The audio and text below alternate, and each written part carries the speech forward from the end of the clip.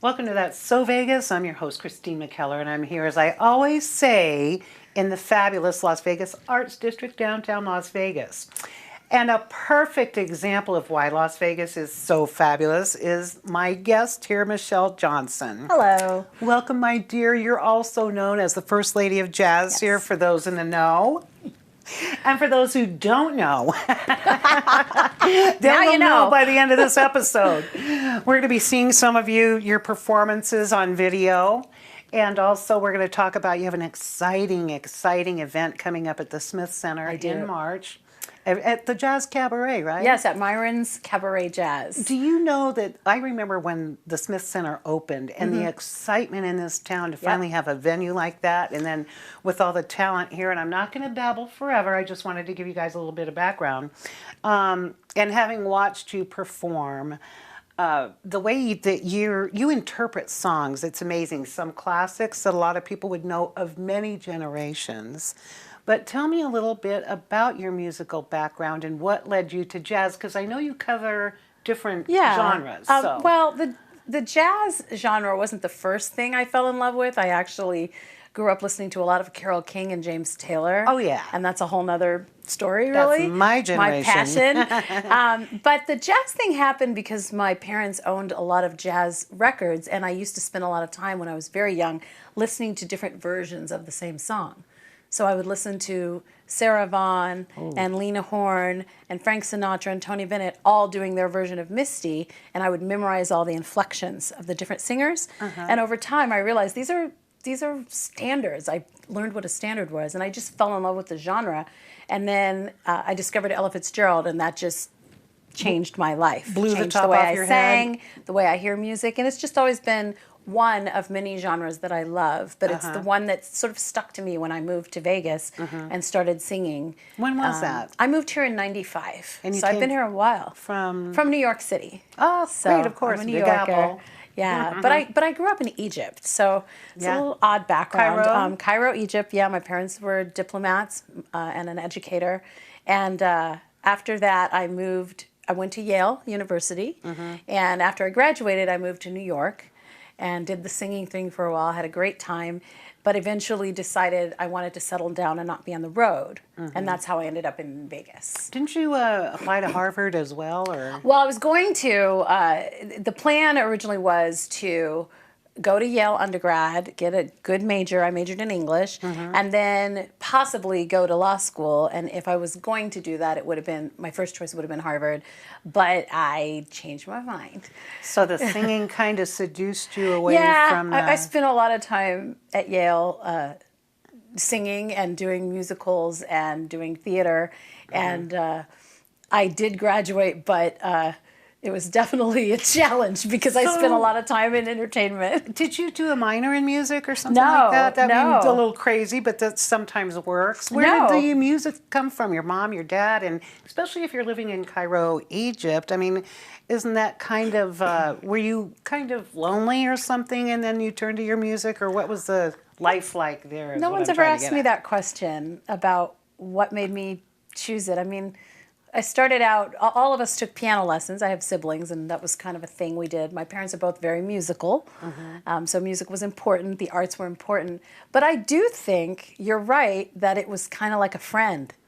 It was a very consistent friend. And so I went beyond the lessons and started singing and became fascinated with all these different records. And living over there, it was a big deal to actually be able to buy stateside records. I had to get the hookup with my friends who their parents worked at the State Department, and we would get records every summer if we came back to the States, and it was just a prized possession. Interesting. You know? So you really learned to appreciate it, whereas some people in America we take a lot for granted. Yeah. And I imagine too in Cairo and especially in Egypt. So were there any? You have a really wonderful, fabulous way of, what is the word, scat, like the, what do you call that when you? Scatting, It is scatting. Scat singing. How old were you when you came back from Cairo? Well, I graduated in at age 18, high school, and then I went to Yale. So I moved back to the States when I was 18. Oh, okay. And went to college. Uh-huh. And then moved to New York, and then moved to Vegas. Were any of those Egyptian influences, did they carry through to your music interpretation, or what did you bring home from Egypt with you as far as... I would say not so much a musical influence as a worldview influence, that we're all the same. And that people are people. I mean, I lived in other countries as well, and I think that I learned that music is a healer no matter what country you're in. Well, let's put it that way. That's a lovely way to put it. Yes, it does. It reaches into the heart and into the soul, and it's... So this title, The First Lady of Jazz in Las Vegas, I can tell that you've earned it. Thank you. But again, you cover so many... really, like you said, you have the Sinatra, the James Taylor, a couple of songs I really love. You have available on, I guess it's on your website, the audio. Yeah, if you What is click your on my website again, just so we can repeat it for the viewers? It's very easy to remember. It's myname.com, so it's michellejohnson.com. Easy, Michelle, with Easy, two L's. easy. 2 L's, yes, please, 2 L's. Right. But any Google search, don't Yes. love Google. It brings us all up all over the world. Right. That's And yeah. There's another Michelle Johnson, who's a Oh. famous actress who was in Blame It on Rio. So if you are Googling me, make sure you put vocalist Michelle Johnson. Oh, okay. And also there's a famous opera singer whose name is Michelle Johnson. So that's not me. I'm not the opera singer, although I do sing opera. Oh, I can imagine. What is that, Dorma? Nessun Dorma. Oh, yeah, that's beautiful. Yes. That's really, is that hard to sing? Or? Yes, it's hard as hell. Yes, it is. Yeah. Very high. Yes. Soprano. So, and with this show coming up, you're working with a lot of really interesting people. Who's your musical director? My musical director is Joe Escriba. He's phenomenal, great talent. He's so Vegas. He's very Vegas. He's written charts and done musical directing for a lot of different people, and he's actually a staple over at Legends in Concert. Oh, yes, so you can always find him over there. We've had Legends on the show. It's always something. Were you in Legends? No, I've never been able to do the impersonator thing. I thought about it, and I'm like, God, I don't think I could become anyone else. It's complicated enough being me. So, welcome to my club. I know people yeah, I'm just still don't trying to figure out how to be Michelle. You don't understand. But you have done backup singing. Yes, Yeah, for some really and that's famous. what this show is about. This show is March 2nd. It's a Friday. It's a called Smith Flashlight? Center. It's called Spotlight. Excuse me, Spotlight. It's called Spotlight, my journey from backstage to center stage. And it's about the experiences I've had working with lots of different celebrities. Oh. Because to me, I sort of took it for granted that my life went that route. But people ask me questions all the time. What was it like? What was this person like? What did you learn? What was it like to be on the road? What's it really like backstage? Interesting. Yeah. And after a few years, I thought, I should just put this in a show. Well, I know a lot goes into a show because I do this every week. Yes, you it's do. just a little show, but I'm going to have to give a quick shout out to my sponsor because we just ate up this segment. That's It's all so right. much fun.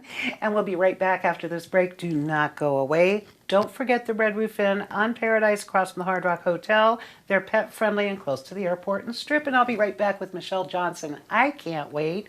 You can't wait. How often do you wish that you could grab a front row seat in for free to some of the greatest entertainment in Las Vegas? Would you like to feel like a VIP with behind-the-scenes access to who and what makes Las Vegas the entertainment capital of the world? That's So Vegas brings you up close and personal from the comfort of your home and or the comfort of your phone. Watch candid interviews with Vegas celebrities, entertainers, chefs, entrepreneurs, and visionaries.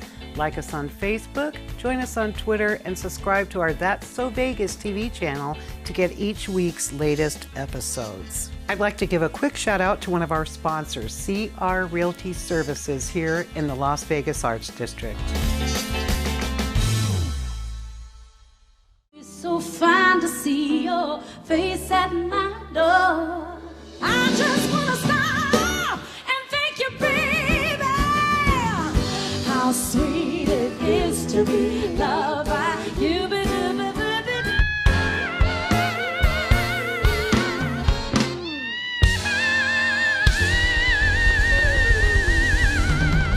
Welcome back to That's So Vegas. I'm so glad you took my advice and did not go away.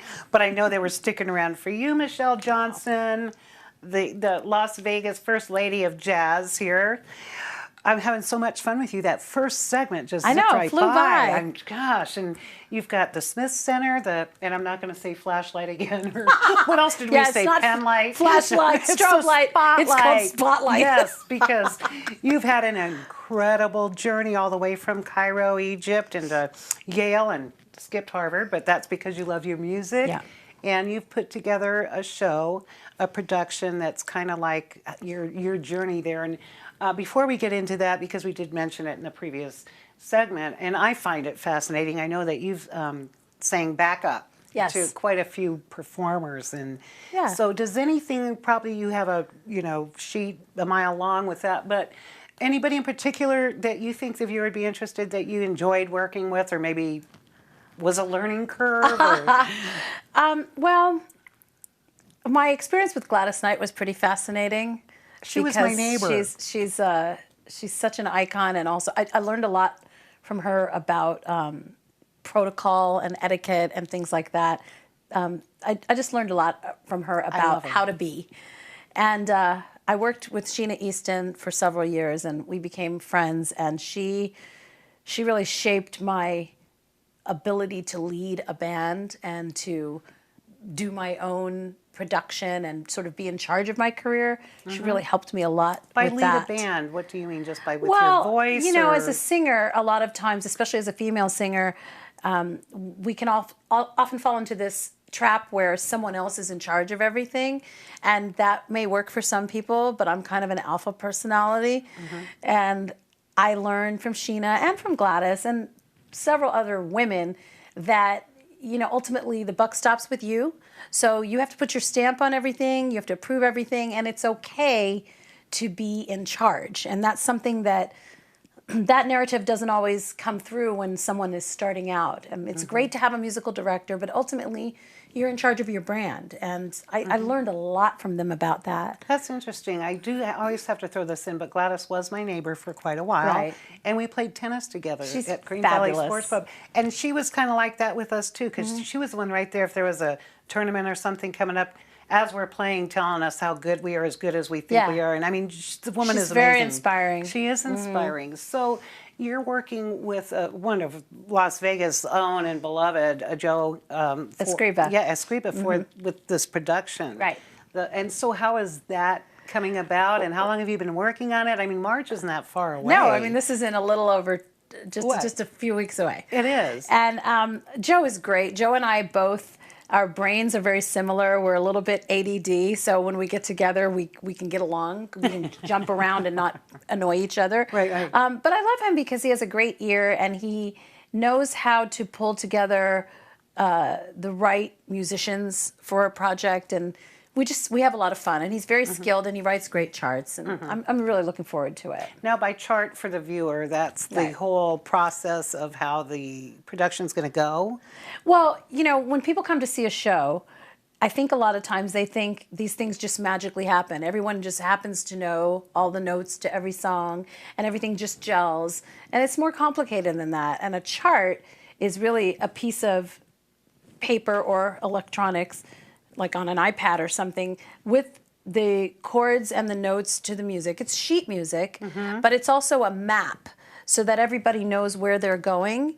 And if you have good charts, there are labels on them so that if you're doing this live and you change your mind and want to go back to the chorus or the bridge, there's a map to say, hey, go back over here or go over here. And those are things that happen seamlessly if you have a good band without the audience necessarily being aware of it. Right. And when you have great musicians, they're able to look at it but not have what we say, keep your nose in it. We don't want your nose in the chart where you're just staring at it. And so finding musicians who can strike that balance and also have fun on stage and enjoy the music for its own sake is not necessarily an automatic task. And I'm so glad that we are talking about this, because I've often wondered, like, you would think sometimes I've been to this symphony and I'm supportive of the opera here in Vegas, but when you see them and you think, well, gosh, one part of your brain says, well, they must have played that song 1,000 times. Why is he still looking at the sheet music? But the other part of your brain, I mean, when you can see how many elements is that, and they're all seamlessly Right. together. And then there is the singer. So if you were to go off key or miss a note, do they pick you up or back you up? Oh, or? that's a whole nother show. Okie doke. Well, Yeah, I'm game. I guess I never thought about that. If you go off key, does your band pick you up? I would say no. They probably just roll their eyes and laugh or cringe, depending on how out of tune you are. And Right. vice versa. If I have a musician that makes a mistake or something like that, you just have to keep going. I mean, that Right. adage that the show must go on is true, and it's live. Right. And one thing that's happened to me over the years is that I've learned to give myself a break if things don't go perfectly. That's Oh. part of the live. Isn't that just part show. of getting older? It is. That It is. too, It's but part of getting older, otherwise- and it also you have to accept that if you're going to be performing live. And that's something I learned from these different people I sang with. You know, when Right. you do studio stuff, like I did some backgrounds for Elton John, and you can keep fixing it over and over. You can perfect it. So of course, his album comes out. It was his duets album, one of his duets albums, and everything's perfect. Everyone's vocals are perfect. It's mixed. That's different. But when you're live, no matter who you are, no matter what legend, there's going to be a moment where Right. it's not perfect. And if you can't jump past that, you're not going to have fun on stage. And it is kind of like we all want to have fun. I mean, it's great when you get to do what you love, and obviously you Yeah. are doing what you love, even though your master was English. Yeah. I know, but still, but look how articulate you are. Oh, This is thank you. wonderful. And, you See, know- Mom, I am using my degree. Mom, you should be very proud of her. And she's beautiful and Oh, thank you. personable, and you have everything and all this energy, and it's all going on. Kind of like when, you know, like you said, though, the show does go on. Like, are you watching the Olympics and when the beautiful ice skaters, but when they fall, they get right back up. You get back up. And you do get points, whether it's on one level or the other, for that courage. That's a to great keep analogy. going. I think I'm going to use that. Okay. When I have a problem, I'll just say that was just a triplet's gone bad. Yes. Can I use that? I have the courage to get up and carry on. That's right. And that's what the show is about. It's Mm-hmm. about persistence. It's part juicy stories, no gossip that's, Right. that I'm not supposed to say, but just stories about these people's personalities and what it's like to work with them. But it's also about perseverance. I've had a lot of dips in my life, and I've used music to jump past those obstacles and keep going. It's like you said earlier, it's really been like a friend. Oh, I think that is really Mm-hmm. lovely. We have to take a break. Oh, okay. I'm just like, that's crazy. A quick shout out to the Red Roof Inn. They're on Paradise, pet friendly, free Wi-Fi and breakfast, continental breakfast for guests. And I'm just dying to come back for this next segment, so Cool. don't go away. I won't let you go away. You have to come right back. We'll see you in a minute. It's pretty amazing when you consider that 7 years ago, we didn't have the treatments we have now. We cure 80% of children with cancer. If you think about that, I mean, go back 50 years, we were curing 20 to 30%. This is the miracle story of modern medicine. We understand what makes this cancer tick. And of course, without donors from around the world, this just couldn't happen. And there's one thing we're focused on here at St. Jude, and that's beating this thing.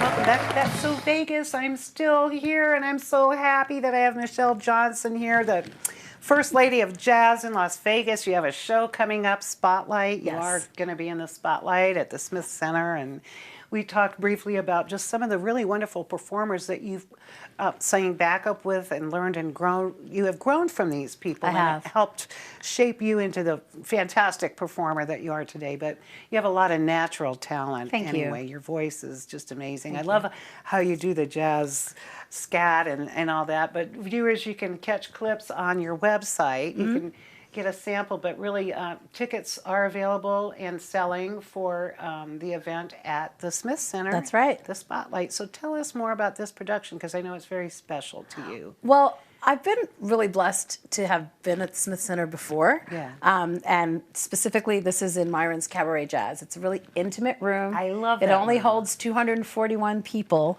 So it has this nice, cozy feel, but it also has a beautiful stage, and the acoustics are perfect. So you feel like you're in a hall, but it's small. It's a brilliant, brilliant work of architecture. Yes. Because you can feel closed in, and yet you can do big productions there. I've done a lot of stuff there. And most of the things I've done have been tributes. I do a Carole King show called Tapestry Unraveled. I did a tribute to Prince with a bunch of celebs from the Strip. And I did something called Strictly Taboo, which was a tribute to the great ladies of jazz for Ella's birthday. So those were all, had a theme of celebrating someone. This is the first time I'm doing a show that's specifically about me and my career and how I've been influenced. And so the show is part storytelling, finding out stories about these different people I've worked with. And it's also part my journey away from those people and becoming a songwriter and doing my own thing.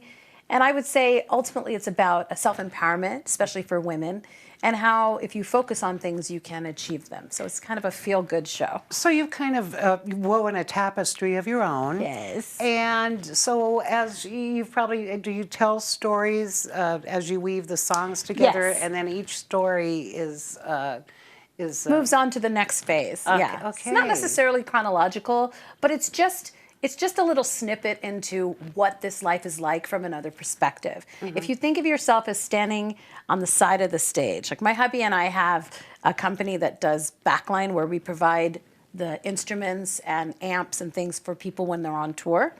And so a lot of times at the shows, we'll be standing backstage in the wings watching the show that way. Right. And in a way, this is the same thing. It's like you're coming with me backstage and seeing it from my perspective. And it's just changes things. It changes the way you see musicians. I want people to realize that we are human beings. Right. And we're people just like you with our own travails and our own challenges. And What inspired this show? Do you have a backer? How does this? What really inspired it was I found a producer, or we kind of found each other, who wants to produce an album of mine, of my originals. And my originals have been sort of sitting dusty on the shelf, and I've been avoiding them because it's easier to market yourself when you're doing tributes and themes. Everybody already knows the songs. Exactly. You've got a hook. And he pushed me when I went to him, and he's got this Grammy. His name is Kamal Kenyatta, and he's got this Grammy sitting on his piano. And I'm staring at it, and I'm thinking, we're going to do a great jazz tribute album. And he says, well, let me hear a couple of your songs. And I played one, and he said, oh, no, we're going to do your stuff. Ooh. And it started making me think, my story is valid. My originals, my story. And I decided to just close my eyes and jump in and do something that's a little more personal and not as safe. And the tickets are selling, so... Right. It's working. Not only that, again, and we talked even a little bit about that as part of the maturing.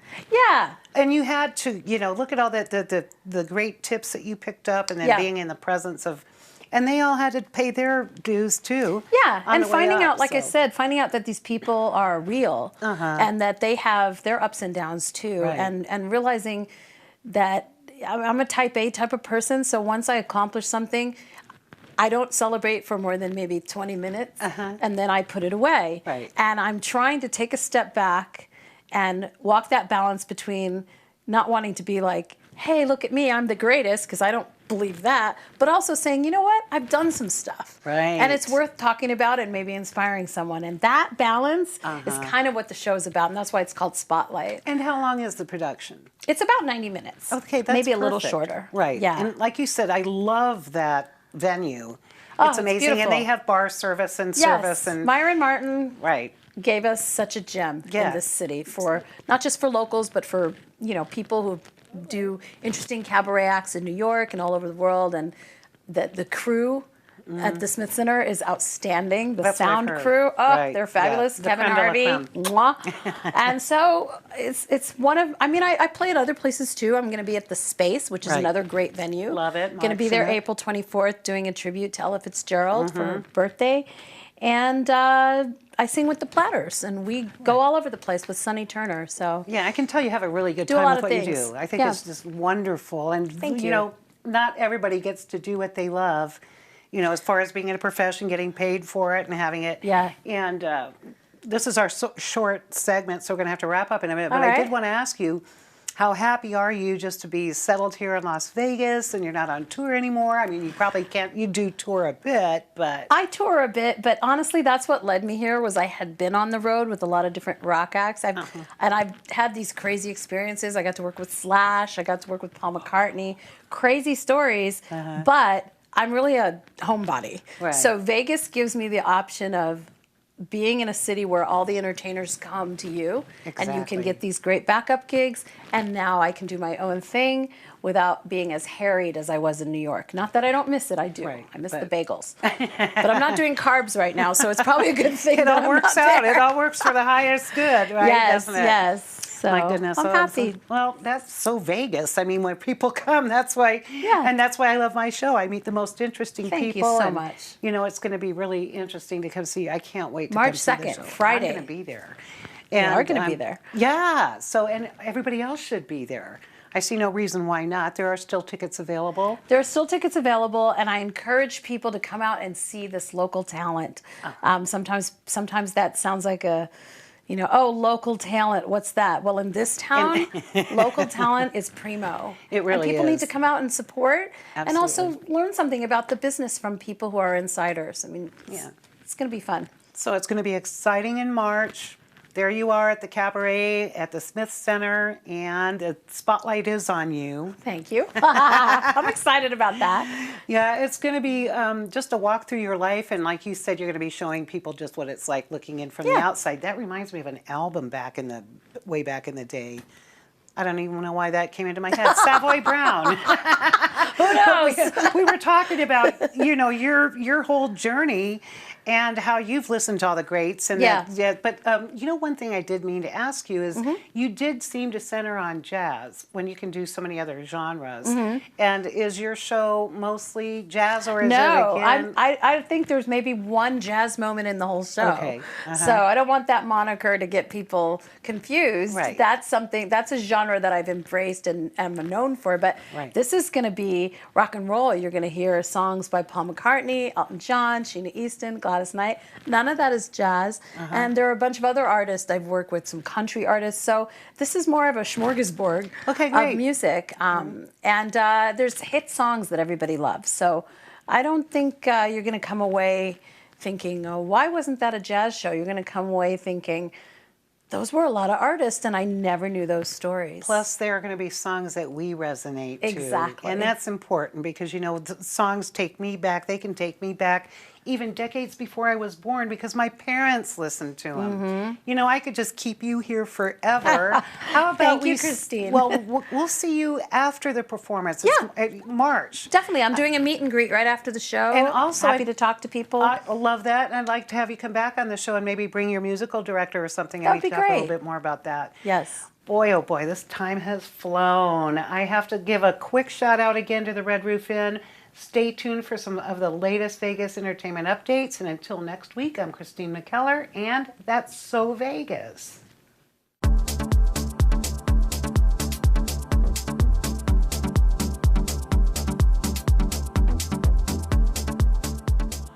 I'm Christine McKellar, the publisher of VegasOnlyEntertainment.com. I'm here with this week's latest Vegas entertainment updates.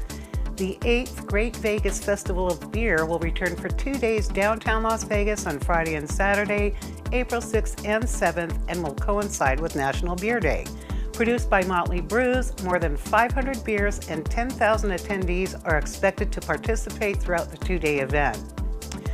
A real favorite here in Las Vegas, the upscale Food, Wine, and Spirits Festival, Vegas Uncorked by Bon Appetit, will return May 10th through the 13th with another extraordinary lineup of world-renowned chefs, master sommeliers, and cutting-edge mixologists from Caesar's Palace, the Cosmopolitan, the Cromwell, MGM Resorts International, the Venetian, and the Palazzo. What a lineup.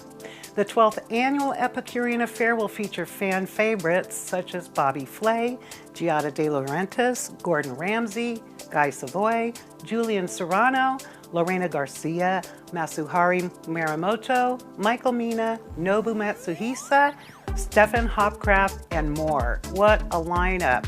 Southern Glaciers Wine and Spirits of Nevada will return as the official distributor. Tickets are on sale now. Visit their website. Fremont Street Experience, the 5-block entertainment district downtown, will celebrate NASCAR weekend with free non-stop live entertainment and a performance by 38 Special on Saturday, March 3rd at 9 p.m. on the 3rd Street stage. The 15th annual Race Jam celebration is open to fans of all ages with no charge for admission. Queen Bee Market will hold a 2-day market in Las Vegas on Friday and Saturday, March 9th and 10th at the Conference Center of Las Vegas. The Urban Style Handmade Market features more than 70 vendors who make their products by hand. This will be the 23rd Queen Bee Market since its creation in 2010 and the second one here in Las Vegas. Tickets are $5 at the door. Children 12 and younger and military with ID receive free entry. Browse our VegasOnlyEntertainment.com site for some really fabulous Chinese New Year events. This is the Year of the Dog, and the latest concert lineups including Paul Simon, Pink, Walk Off the Earth, and much more. Till next week, I'm Christine McKellar, and that's So Vegas. 1, 2, 3, 4, get my shoes and out the door. 5, I'm alive. 6, 7, 8, feeling great. 9, gonna shine, life is good. I'm doing fine. 10, gonna do it right and do it.